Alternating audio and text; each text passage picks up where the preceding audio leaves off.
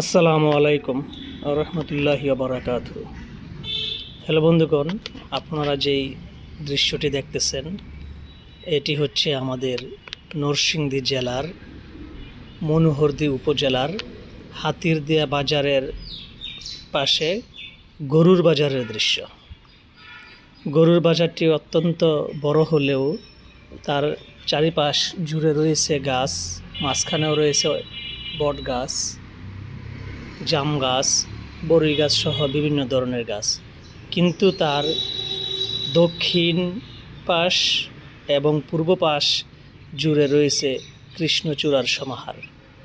সেই কৃষ্ণচূড়ার সমাহারে এখন গাছের দিকে তাকালেই মাঠের দক্ষিণ পাশ, পূর্ব পাশ, পশ্চিমাংশের একটা অংশ এদিকে তাকালেই মনে হয় যেন গাছের উপরে লাল রঙে ছেয়ে আছে।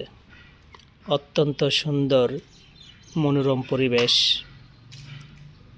কৃষ্ণচূড়ার রঙে রঙিন হয়ে আছে মনোহরদীর হাতিরদিয়ার গরুর বাজার। এখানে যেই আসেন একটি ছবি অথবা ভিডিও না করে কাউকে যেতে দেখি নাই আমি। যেই মনোহরদীর আশেপাশে আছেন একবার হলেও অন্ততপক্ষে ঘুরে যেতে পারেন। আশা করি আপনাদের ভালো লাগবে।